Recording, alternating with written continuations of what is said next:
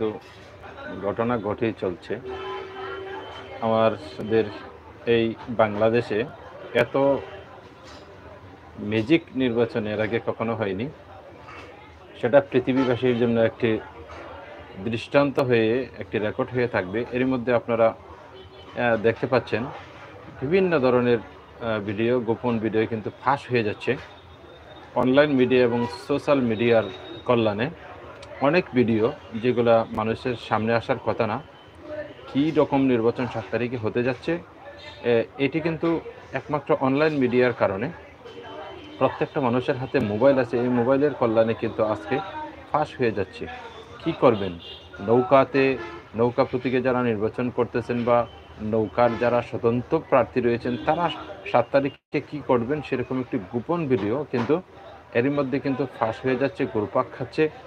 সেই ভিডিওটি আপনাদেরকে একটু দেখাতে চাই যে একজন প্রার্থী কতটুকু ক্ষমতাসীন হলে সে বলতে পারে যে নৌকায় ভোট না দিলে হাত কেটে নেব, এবং সেই হুমকিটি দিচ্ছে।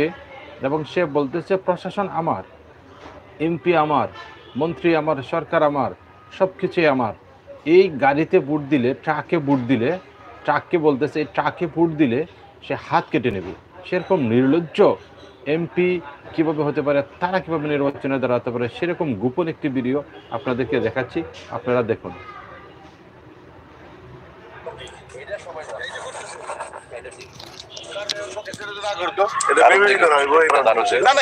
কি কম আরো কিছু কই আমার লাভ নাই। আমি তো আগে থেকে চিনি যে তো ভোট দেয় নাই না। এই যে ভোট দেয় নাই, এই গ্রাম থেকে ফেল করে মান ইজ্জত একটু ক্ষয় দিয়েছে একবারে। আগে যে আবার এবার আমার ধার আছে, আমি তো ভিতরে থাকবো, নৌকা কি ভোট দেয় না। আজ কাটে ভালো ভাই ইস্কান্দার জিল করতে ভাই, আমি জিল করতে ভোট দেন আমার এখানে ঘাও হাত কাটে ভালো রেডি থাকো। শ্বাস থাকে পাল্লা লইলো আমার লগে কোন বলা আছে আমার এগেস্টে যাবে। তোমরা যাও, লজ্জা করে না তোমাদের? দেখার আছে আমার, খোদার কসম দেখার আছে। এবার 14 শিখাই ঢুকাই ছেড়ে দেবো। সরকার আমার, পাওয়ার আমার, প্রশাসন আমার, এমপি আমার। যাই হোক ভোট দেবার, যাই হোক ট্রাক মার্কা ট্রাকের সাইকেল তোলে ফেলাই দেবো একটা। কাউকে কিছু বলি না দেখা।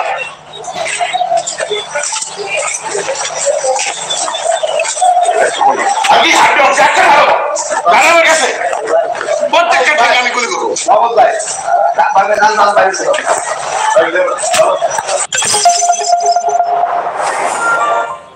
দেখতে পাচ্ছেন একজন প্রার্থী এরকম হুমকি কিভাবে দিতে পারেন যে সরকার আমার, প্রশাসন আমার, সব কিছু আমার, নৌকায় ভোট না দিলে হাত কেটে নেব। তাহলে বুঝতে পারছেন কি হবে 7 তারিখে। এবং এই নৌকার বিরুদ্ধে গিয়ে কোনো ভোটার ভোট কেন্দ্রে গিয়ে নির্দ্বিধায় তার প্রার্থীকে ভোট দিতে পারবে? আর প্রার্থী বা আছে কি?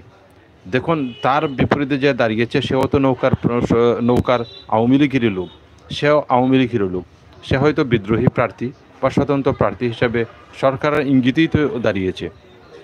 এইভাবে যদি তারা হুমকি দেয় যে নৌকার আমি কেন্দ্রে যাব, কেন্দ্রে গিয়ে আমি দেখব, যদি নৌকার মধ্যে ভোট না দেয় তাহলে তাদের হাত আমি কেটে নেব, এরকম হুমকি যদি দেয় তাহলে বুঝুন 7 তারিখে কী হবে, কীরকম নির্বাচন হতে যাচ্ছে বাংলাদেশে।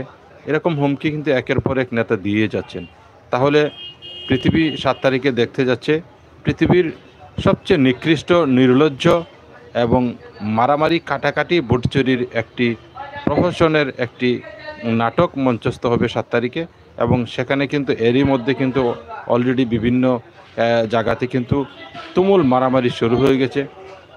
স্বতন্ত্র প্রার্থীরা কিন্তু তারা মারামারিতে লিপ্ত হয়ে গেছেন, হামলা করতেছেন, এক পক্ষ আরেক পক্ষকে হামলা করতেছেন। তার মানে তারা নিজেরাই কিন্তু কামড়াকামড়ি করতেছেন।